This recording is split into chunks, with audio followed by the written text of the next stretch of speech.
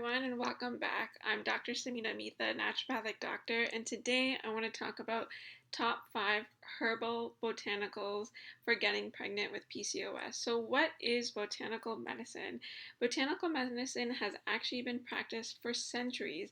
It's known as herbal medicine, and it's a medical system that is actually based on using plants or plant extracts that may actually be consumed in the body.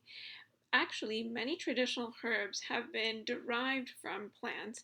For example, aspirin was actually originally created from willow bark.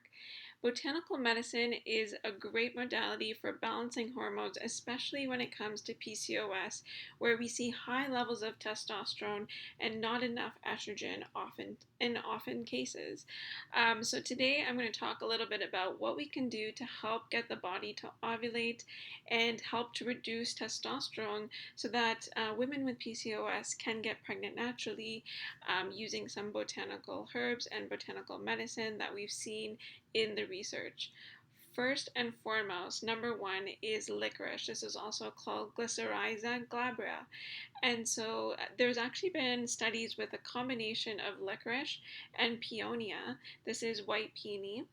And it's been shown both of these together in a 1-to-1 ratio, so 50% licorice, 50% peonia, have actually been shown to lower testosterone and induce ovulation in women with PCOS who are trying to get pregnant.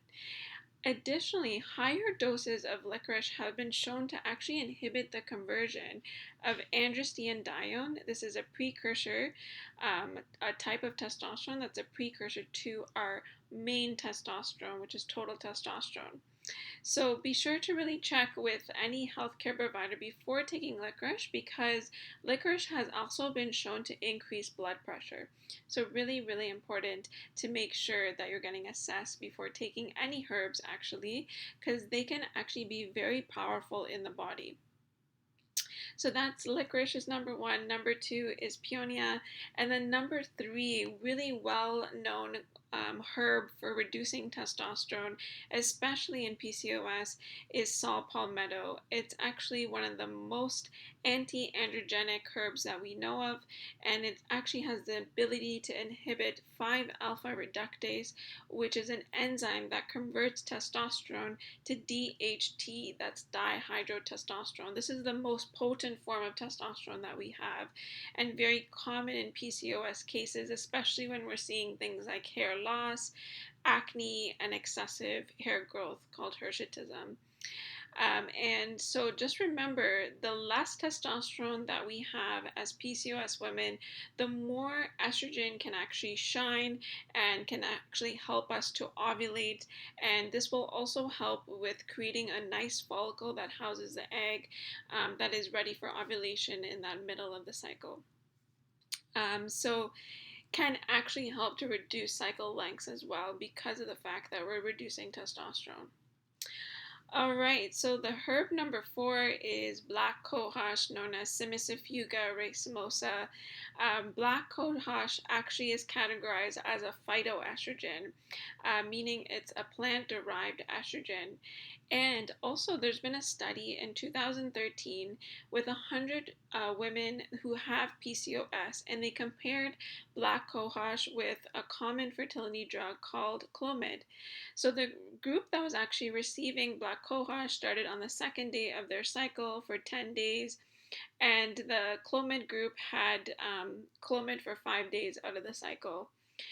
The participants were actually followed for 3 consecutive cycles, and they found that both groups had decreased in LH, so that FSH and LH ratio. Oftentimes we see high LH and lower FSH, often in a 2-to-1 or even 3-to-1 ratio, LH to FSH. For example, somebody's LH could be 12 on cycle day 3, and then the FSH could be 6 on cycle day 3. So that would be a 2-to-1 ratio LH to FSH. So they actually found that the black cohosh group had a greater decrease in the LH to FSH ratio and LH overall. So the black cohosh group actually also had higher levels of progesterone and endometrial thickening, which is really awesome because sometimes what we see with Clomid that it can actually thin the lining. So, and even the black cohosh group in this study had more pregnancies. It was 7 pregnancies versus 4 pregnancies. So, black cohosh is quite promising when it comes to PCOS. It's really helping to stimulate those estrogen receptors and kind of, I guess, almost blocks that testosterone production because we're now creating more estrogen than we have from before. So, really great herb to consider when it comes to PCOS. Last but not least is chaste tree, which is a common herb used for cycle irregularity, and it actually also helps with hormonal imbalances. There's limited research with chaste tree and PCOS, but it's actually known to act on the pituitary gland by reducing prolactin. So, really great herb to help if prolactin levels are high in a case of PCOS, but also just in general. It's a really great herb to use after. If menstruation has stopped after birth control use. And really, balancing herb and also helps with that corpus luteum in the second half of the cycle to produce progesterone.